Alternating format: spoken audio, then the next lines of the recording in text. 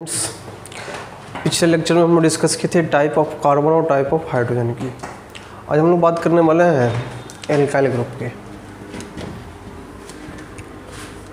Alkyl Hindi में इसको बोलेंगे एल्किल समूह।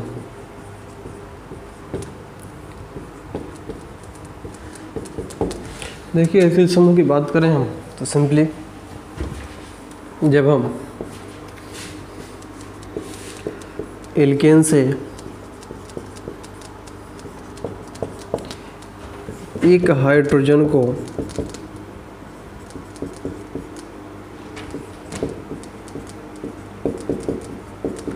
बाहर निकालते हैं तो प्राप्त समूह एल्किल होता है। एल्किल होता जब एल्केन से हम एक हाइड्रोजन को बाहर निकालते हैं तो प्राप्त समूह एल्किल होता है। अब चलिए हम बात करते हैं अब नेक्स्ट एग्जांपल की। कैसे, जैसे कि मान लो कि यहाँ पे एल्केन है, देखो ये ना एल्केन। इस एल्केन का जो सिंबल होता है वह होता है आर, ठीक है। इस एल्केन का जो जनरल फार्मूला होता है वह होता है CnH2n+2। इस एल्केन में से जैसे हम एक हाइड्रोजन को बाहर निकालेंगे, मतलब यहाँ से हाइड्रोजन निकला तो यहाँ से AN चला गया और क्या ऐड हो गया, YN ऐड हो गया,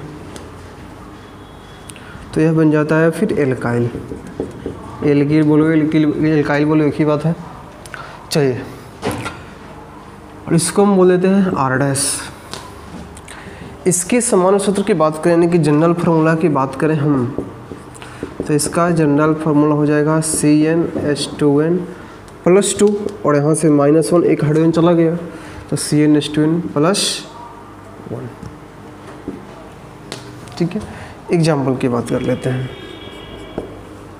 जैसे कि यहाँ पे मीथेन है, तो हम सभी जानते हैं कि मीथेन का जो फार्मूला होता है वो क्या होता है, CH4 होता है। अब यहाँ से हमको एक हाइड्रोजन को बाहर निकालना है, तो ज़रा सोचिए, यहाँ पे कार्बन तो एक ही है ना, हाइड्रोजन कितना है, 4 है। एक ही कार्बन से पूरा का पूरा हाइड्रोजन अटैच है, तो आप किसी भी हाइड्रोजन को बाहर निकालोगे तो कोई फर्क नहीं पड़ता है। तो जैसे आप इसको हाइड्रोजन को बाहर निकालोगे तो यह बन जाएगा CH3-। डैश इंडिकेट करता है कि वहाँ से हाइड्रोजन रिमूव हो चुका है, और CH3 को हम लोग बोलते हैं क्या, मिथाइल। क्लियर। ठीक उसी प्रकार से ईथेन की बात कर लेते हैं। ईथेन का फार्मूला क्या होता है, C2H6। और ईथेन को आप क्या ऐसे नहीं लिख सकते हो, CH3, क्या परेशानी है। तो जैसे आप इसको ऐसे अरेंज करोगे तो देखो, तो अब हमको यहाँ से हाइड्रोजन को बाहर निकालना है। तो ज़रा सोचिए, कार्बन ये भी है, कार्बन ये भी है। अब यहाँ से जैसे हम बोलें कि हाइड्रोजन को निकालो, तो आपके मन में सवाल उठ रहा होगा कि सिर्फ किस जगह के हाइड्रोजन को निकालें, यहाँ वाले हाइड्रोजन को कि यहाँ वाले हाइड्रोजन को। तो हमको सोचना है क्या कि यह जो कार्बन है, यह 1 डिग्री कार्बन है ना, यहाँ पे जो हाइड्रोजन है 1 डिग्री हाइड्रोजन, यहाँ भी वही बात है, दोनों तरह तो सेम ही कार्बन है, सेम ही हाइड्रोजन है, तो हम कहीं से भी निकाल देंगे कोई फर्क नहीं पड़ता है। मतलब है कि यहाँ से एक हाइड्रोजन को हम बाहर निकालें 1 डिग्री कार्बन से, यह बन जाएगा CH3, CH2- और C2H5, ठीक है। इसको हम बोल देते हैं इथाइल। इसको हम लोग क्या बोलेंगे, इथाइल। नेक्स्ट हम आगे बात करें प्रोपेन की। जरा सोचो, प्रोपेन का क्या होता है, C3H8 होता है ना। क्या इसी प्रोपेन को आप ऐसे नहीं लिख सकते हो, CH3, CH2, CH3। अब हमको यहाँ से हाइड्रोजन निकालना है, तो ज़रा सोचिए। अब आपके मन में सवाल उठ रहा होगा कि इस कार्बन वाले से निकालें कि इससे निकालें कि इससे निकालें, बोलो। तो एक काम करते हैं, हम आइडेंटिफाई करते हैं कि कौन कार्बन कैसा है। तो सोचिए कि यह कार्बन आपको दिखाई दे रहा है तो 1 डिग्री कार्बन होगा, यह भी कार्बन कैसा 1 डिग्री कार्बन, और यह कार्बन कैसा 2 डिग्री कार्बन। हमको यहाँ से हाइड्रोजन निकालना है, तो संभव ये भी है कि हम 1 डिग्री कार्बन से निकाल दें। यदि आप चाहोगे कि नहीं सर हम 1 डिग्री नहीं 2 डिग्री कार्बन से हाइड्रोजन को निकालेंगे, ठीक है, आप फ्री हैं। आप चाहें तो 1 डिग्री कार्बन से निकाल सकते हैं, आप चाहें तो 2 डिग्री कार्बन से भी हाइड्रोजन को निकाल सकते हैं, ठीक। अब आइए, जैसे हम 1 डिग्री कार्बन से हाइड्रोजन को निकालेंगे तो CH3 CH2 CH2 dash, 2 degree से निकालेंगे तो CH3 CH डैश और CH3। यह तो स्पष्ट है कि प्रोपेन से हाइड्रोजन निकला है तो प्रोपाइल ही बना हुआ है, इसमें कोई शक आपको नहीं होनी चाहिए। तो चलिए आइए हम उसको लिख देते हैं कि यह भी प्रोपाइल और यह भी प्रोपाइल।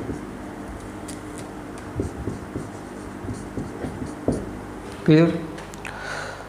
तो कैसे पहचानोगे कि 1 डिग्री से निकला हुआ है या 2 डिग्री से निकला हुआ है? तो देखिए, जब 1 डिग्री कार्बन से हाइड्रोजन निकला हुआ होगा तो उसको हम बोलेंगे नॉर्मल प्रोपाइल, और जब 2 डिग्री से निकलेगा तो उसको हम बोलेंगे आइसोप्रोपाइल। एन मतलब नॉर्मल यानी कि सामान्य, और आइसो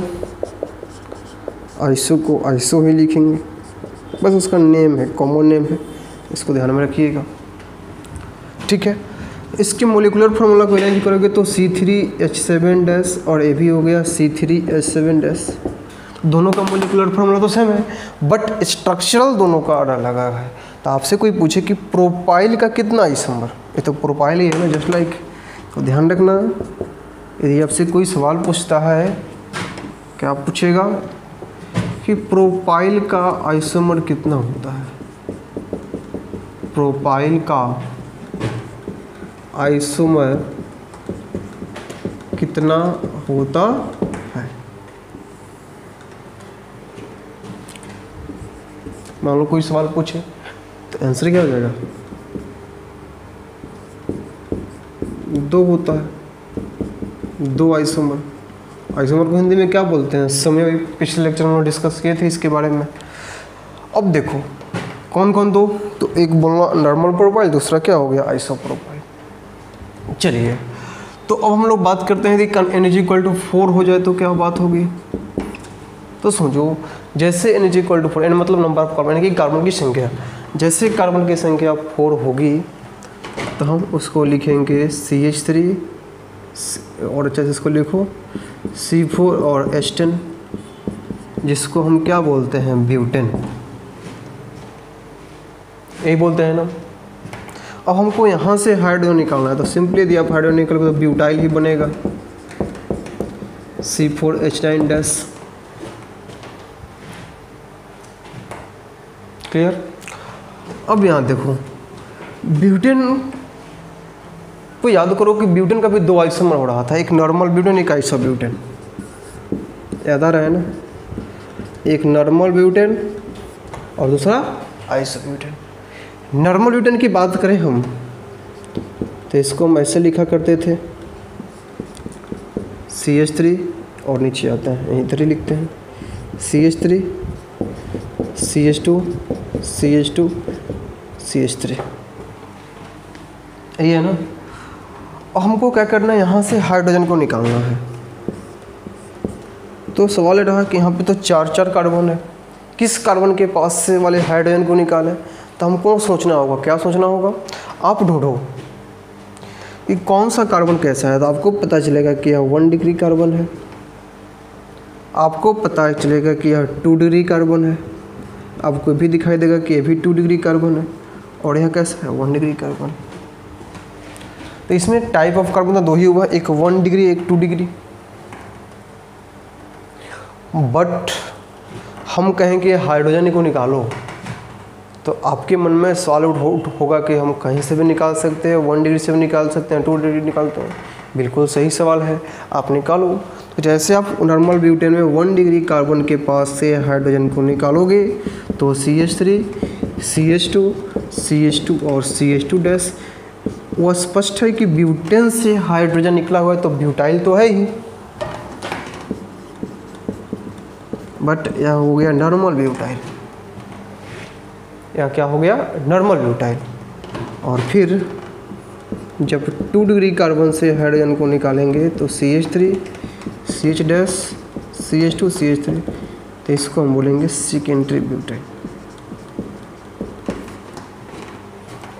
इसको हम क्या बोल देंगे, सेकेंडरी ब्यूटाइल।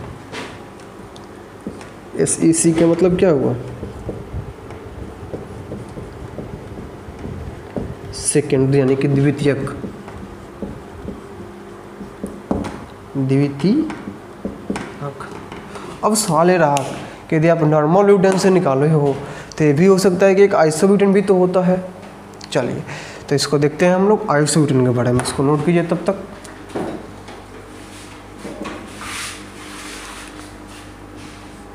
चलिए तो नॉर्मल ब्यूटेन से 2 निकल के आ गया, एक नॉर्मल ब्यूटाइल और एक सेकेंडरी ब्यूटाइल। अब हम लोग नंबर दूसरा इसमें होता है ब्यूटेन का आइसोब्यूटेन, आइसोब्यूटेन। हिंदी में भी यदि आप इसको लिखेंगे तो आइसोब्यूटेन ही लिखते हैं हम लोग,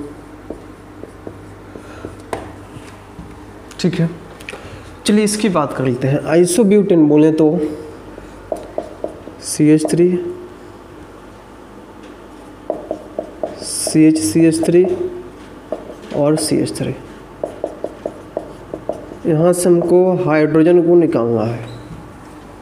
तो ये स्पष्ट है कि ब्यूटेन है तो ब्यूटाइल ही बनेगा, बट यहाँ से कहाँ से आप हाइड्रोजन को निकालो, किस कार्बन से निकालोगे, जरा सोचो। यह कार्बन कैसा 1 डिग्री कार्बन, यह कार्बन कैसा 1 डिग्री कार्बन, यह कार्बन 1 डिग्री, और यह कैसा 3 डिग्री कार्बन। एक काम करते हैं, पहले हम 1 डिग्री कार्बन से निकालते हैं। जैसे हम 1 डिग्री कार्बन से हाइड्रोजन को निकालेंगे तो CH3, CH3, CH2 डैश, इसको हम बोलते हैं आइसोब्यूटेन में 1 डिग्री से निकला हुआ है, जिसको हम बोलेंगे आइसोब्यूटाइल। इसको क्या बोलेंगे हम लोग, आइसोब्यूटाइल। लेकिन जैसे इसमें से यदि हम 3 डिग्री कार्बन से निकाले हैं तो CH3, CH3, CH3, इसको हम बोलते हैं tertiary butyl, tertiary butyl. TRT मतलब टर्शियरी यानी कि तृतीयक, तृतीयक, ध्यान रखिएगा। जरा सोचो, इसका मोलिकुलर फार्मूला को हम अरेंज करते हैं तो इसका मोलिकुलर फार्मूला क्या हो जाएगा, C4H9 डैश, C4H9 डैश, और यह क्या हो जाएगा, ये तो इधर हो गए, इधर आ जाओ, C4H9 dash, C4H9 dash. Clear. अब मान लीजिए कि आपसे सवाल पूछा कि तो C4H9 मतलब ब्यूटाइल है ना जी, तो आपसे क्वेश्चन पूछे कि C4H9 डैश मतलब ब्यूटाइल, ब्यूटिल। यदि आपसे पूछा जाए कि ब्यूटिल का संरचना समयावधि कितना होता है,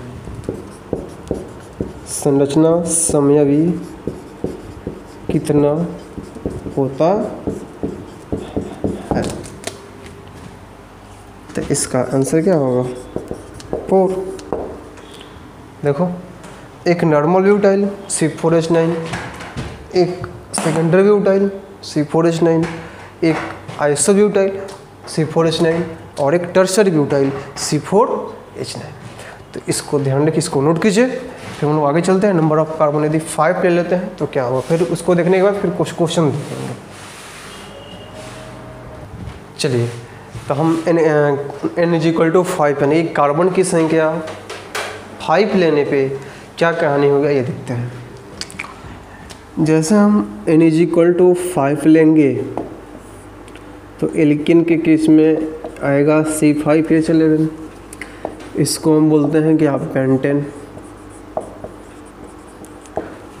ठीक है।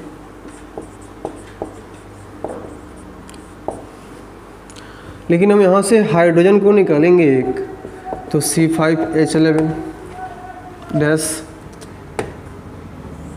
जो कि निकल के आएगा पेंटिल। बोलो, अब ध्यान दो, पेंटिल या इसी को कोई प्रोनाउंसिएशन है, कोई पेंटाइल भी बोल देते हैं, कोई दिक्कत नहीं है। पेंटिल बोलिए, पेंटाइल बोलिए। चलिए आगे बात करते हैं। हमको पता है कि जो पेंटेन होता है इसका 3 आइसोमर होता है, एक नॉर्मल पेंटेन, ठीक है, दूसरा आइसोपेंटेन,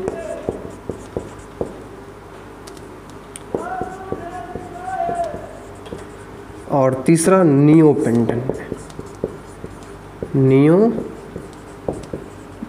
हिंदी में भी वही बात, नॉर्मल को नॉर्मल पेंटेन ही लिखते हैं, आइसोपेंटेन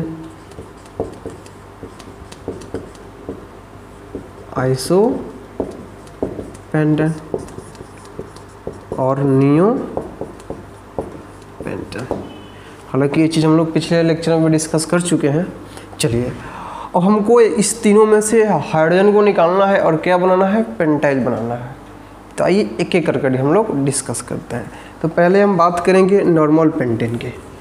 पहले हम किसकी बात करेंगे, नॉर्मल पेंटेन की। तो ज़रा सोचो, नॉर्मल पेंटेन को हम ऐसे ही लिखा करते थे ना, CH3 CH2 CH2 CH2 और फिर CH3। क्लियर? इसका नेम होता था नॉर्मल पेंटेन। अब हमको यहाँ से क्या करना है, तो हाइड्रोजन को बाहर निकालना है। यहाँ से क्या करना है हमको, हाइड्रोजन को बाहर निकालना है। ज़रा सोचिए कि यह कार्बन आपको दिखाई दे रहा है कैसा है, 1 डिग्री कार्बन है। यह कार्बन कैसा है, 2 डिग्री कार्बन है। यह भी कार्बन 2 डिग्री, यह भी 2 डिग्री, बट ये भी कार्बन कैसा हो गया, 1 डिग्री। अब हमको क्या करना है, तो यहाँ से हाइड्रोजन को निकालना है। तो ज़रा सोचो और अच्छे से इसको डिस्कस करते हैं। जैसे कि मान लीजिए, देखिए यह कार्बन, चूँकि यहाँ पे कुछ अलग होने वाला है, यह कार्बन एक कार्बन से जुड़ा हुआ है तो 1 डिग्री। यह कार्बन डायरेक्टली प्रत्यक्ष रूप से 2 कार्बन से जुड़ा हुआ है 2 डिग्री। यह भी कार्बन प्रत्यक्ष रूप से 2 कार्बन से जुड़ा हुआ है तो 2 डिग्री। यह भी कार्बन प्रत्यक्ष रूप से 2 से जुड़ा हुआ है 2 डिग्री, और यह 1 से जुड़ा हुआ है 1 डिग्री। लेकिन यहाँ पे थोड़ा सा अलग होने वाला है। क्या? ज़रा सोचो, हम यहाँ पे कार्बन की तरह देखते हैं, ठीक है। कार्बन की प्रकार का कुछ अलग ट्रेंड यहाँ पर देखते हैं, ध्यान देना। ऐसे कि मान लो ये जो CH3 है ये 1 डिग्री के फॉर्म में, ये भी 1 डिग्री के फॉर्म में है। तो ज़रा सोचो कि ये जो कार्बन है इसके आगे CH2 CH2 CH2 CH3, कितना CH2, 3 CH2 फिर CH3, 1 डिग्री वाला में। इस 1 डिग्री को सोचो, CH3 CH2 CH2 CH2 CH3, मतलब इधर भी 3 CH2 और CH3, मतलब ये 1 डिग्री ये 1 डिग्री तो सेम होगा, दोनों एक ही बात है ना। इस 2 डिग्री की बात करो, एक तरफ CH3 और दूसरी तरफ CH2 CH2 CH3, मतलब 2 CH2 1 CH3। इसकी बात करो, एक तरफ CH3 और एक तरफ CH2 CH2 CH3, मतलब कि यह भी और यह भी दोनों क्या हुआ, सेम हुआ। लेकिन इस CH2 की बात कीजिए, 2 डिग्री तो है ही, लेकिन ये थोड़ा इस 2 डिग्री से अलग है, जो कि इसके बगल में CH2 CH3 और इसके बगल में CH2 CH3। जब इस 2 डिग्री अलग है तो थोड़ा ये अलग तरह की कार्बन भी दिखाई दिया। थोड़ा और अच्छा से इसको बड़ा वाला स्टार दे दीजिए, ठीक है। और हम जैसे बोलें कि हाइड्रोजन निकालो, तो हमको यहाँ से भी निकालना होगा, यहाँ से भी निकालना होगा, यहाँ से भी निकालना होगा। तो हम कहें कि 1 डिग्री से निकालो, तो दोनों तो सेम है, तो निकालो, कहीं से कोई फर्क नहीं पड़ेगा। हम कहें 2 डिग्री से निकालो, 2 डिग्री, ये दोनों तो सेम है और यह अलग है और एक यह अलग है, मतलब यहाँ पे 3 तरह के कार्बन से एक एक हाइड्रोजन निकलने वाला है। आइए हम लोग एक एक करके देखते हैं। पहले हम 1 डिग्री कार्बन के पास से हाइड्रोजन को निकालते हैं।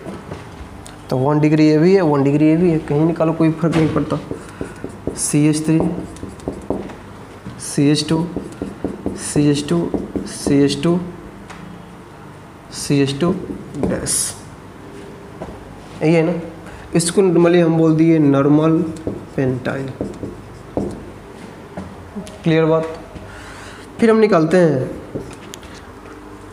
2 डिग्री कार्बन से,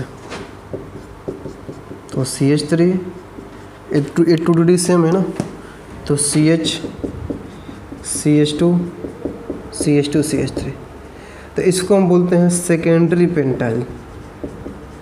इसको क्या बोल देते हैं हम लोग? Secondary pentyl. अब निकालते हैं हम लोग 2 डिग्री कार्बन वाले में से स्टार वाला कार्बन से, जो 2 डिग्री होने के बावजूद भी थोड़ा अलग दिखता है। तो इससे निकालेंगे तो CH3 CH2 CH डैश और CH2 CH3। इसका कोई पार्टिकुलर नेम नहीं होता है कॉमन। जब IUPAC पढ़ेंगे तो इसका नेम लिखेंगे। ऐसे लिखना चाहते हो क्या हो जाएगा? 1 इथाइल प्रोपाइल एल्काइल में जब हम लोग IUPAC नंबर पढ़ेंगे एल्काइल का, तो वहाँ पे इसको डिस्कस करेंगे। तो इसमें 3 तरह का निकल के आया, तीनों का मोलिकुलर फॉर्मूला अरेंज कर लो, क्या दिक्कत है? इसका अरेंज करोगे तो क्या आएगा? C4 C5H11 dash. देखो इसका भी वही बात, C5H11 डैश, इसका भी वही बात, C5H11 डैश। है तो पेंटाइल ही, लेकिन कितना पेंटाइल हो गया? 3। तो नॉर्मल पेंटेन से 3 पेंटाइल निकल के आया, यानी कि 3 पेंटाइल तो यह हो गया। अब एक नॉर्मल होता है, एक आइसो होता है, एक नियो होता है। तो हम बात करते हैं दूसरा आइसो पेंटेन की, आइसो पेंटेन की। ये भी इम्पोर्टेंट, ध्यान से सुनिएगा। तो जैसे हम बोले आइसो पेंटेन की, तो CH3 CH CH3 CH2 CH3। देखो तो ये ना आइसो पेंटेन। अब हमको इससे हाइड्रोजन को निकालना है, तो जरा सोचिए हम किस कार्बन से हाइड्रोजन को निकालें? सोचो। तो हम लोग समझें, देखेंगे कि यह कार्बन तो 1 डिग्री है, यह भी कार्बन 1 डिग्री है, यह कार्बन 1 डिग्री है, यह 2 डिग्री है और यह कार्बन 3 डिग्री है। लेकिन ये तीनों 1 डिग्री में कुछ इधर उधर होने वाला है, कुछ स्टार करके, इसमें इधर स्टार करके आने आएगा, आया हुआ है, उधर भी कुछ स्टार करके आएगा। सोचो, देखिए ये 2 डिग्री है और 3 डिग्री है, तो ये तो क्लियर है कि अलग ही कार्बन है, तो हाइड्रोजन निकलेगा तो अलग कुछ होगा। लेकिन क्या यह 1 डिग्री तीनों समान है? सोचो,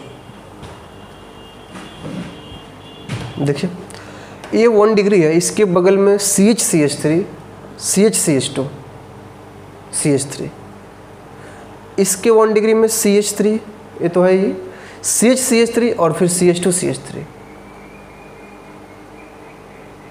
समझो ध्यान से, इस 1 डिग्री के बगल में CH2 CH3, नीचे में CH3 है, इसके बगल में CH3 CH2 CH3, मतलब यह दोनों तो सेम है। लेकिन यह 1 डिग्री वाला तो CH2 CH3 तब CH3, तो इस 1 डिग्री से तो यह अलग दिखाई दिया, मतलब यही तो हो गया स्टार वाला पॉइंट। थोड़ा अच्छा से इसको स्टार बना दीजिए ताकि आपको स्पष्ट रूप से दिखाई दे सके। अब हमको यहाँ भी हाइड्रोजन अलग अलग तरह से निकालना होगा। सबसे पहले हम 1 डिग्री से निकालते हैं, 1 डिग्री स्टार से नहीं, अभी हम 1 डिग्री से ही निकालते हैं, या तो यहाँ से या तो यहाँ से। तो देखिए CH2 डैश यहीं से निकाल दिए, क्या दिक्कत है? यहाँ से भी निकलेगा, एक ही बात है। CH3 CH2 CH3, ये आइसोपेंटेन है, तो यह बन गया आइसोपेंटाइल। क्या बन गया? यह आइसोपेंटाइल। अब हम 2 डिग्री से निकालते हैं, या एक काम करते हैं 1 डिग्री वाले से ही स्टार वाले से निकालते हैं, क्या दिक्कत है? तो निकालोगे तो CH3 CH2 CH3 CH2 CH2 plus, इसका भी कोई पार्टिकुलर नेम नहीं होता, हालांकि आइसोपेंटाइल भी कहीं कहीं लिख देते हैं, तो घबराने की आवश्यकता नहीं है, कोई पार्टिकुलर इसका नेम नहीं है। यदि कहीं आपको किसी बुक में यदि मेंशन हो कि आइसोपेंटाइल ही, तो कोई दिक्कत नहीं है। चलो अब हम बात करते हैं 2 डिग्री से निकालें, तो यहाँ से भी हम हाइड्रोजन को निकालते हैं। जैसे हम 2 डिग्री कार्बन से हाइड्रोजन को निकालेंगे तो CH3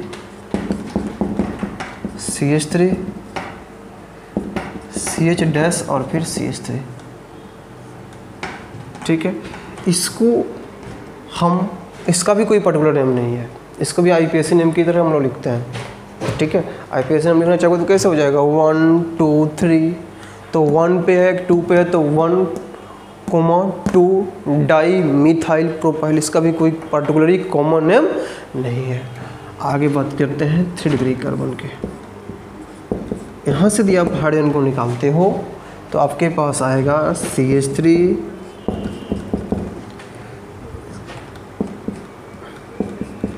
CH2 CH3, इसको हम बोलते हैं टर्शियरी पेंटाइल, यानी कि तृतीयक पेंटाइल, तृतीयक पेंटिल।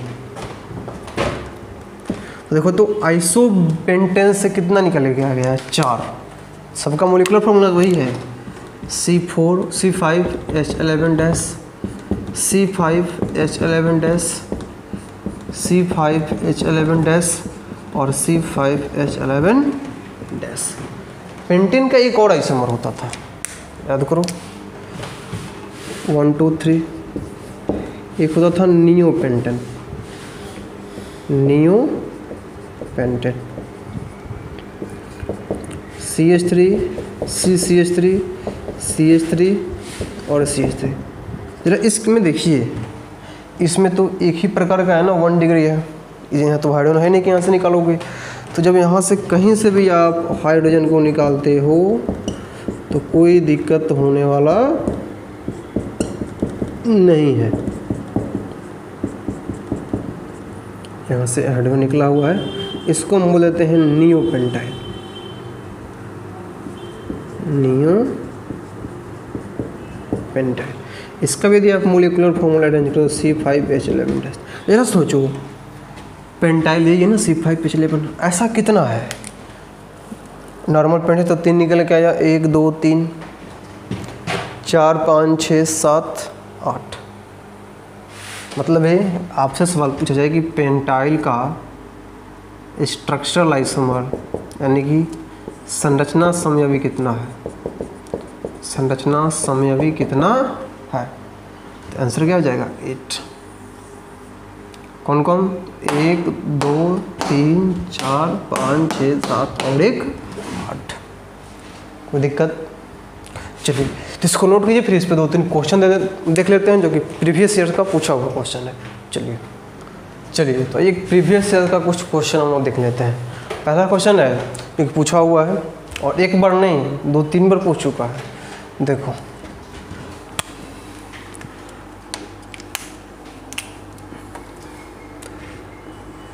क्वेश्चन है कि C4H9Cl या Br जो लिखा हुआ मिले का, एक सेकंड, C4H9Cl का संरचना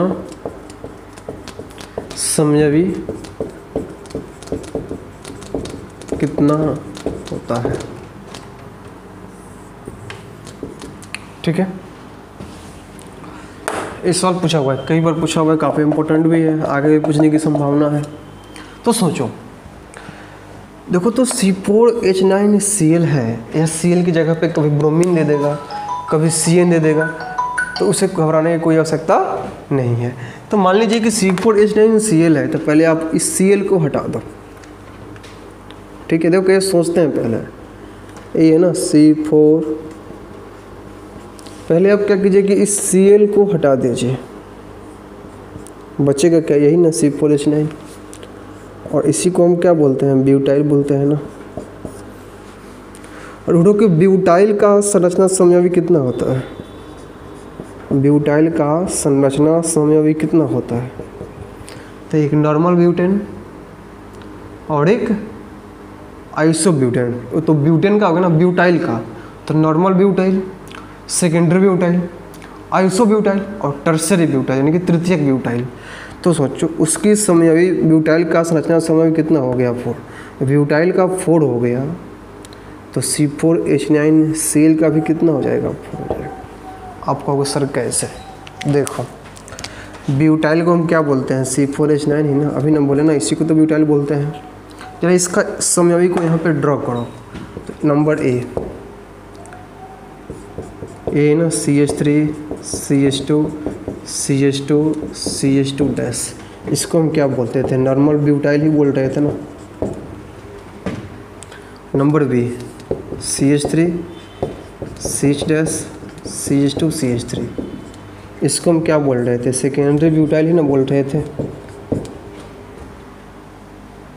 बोलिए। Number C CH3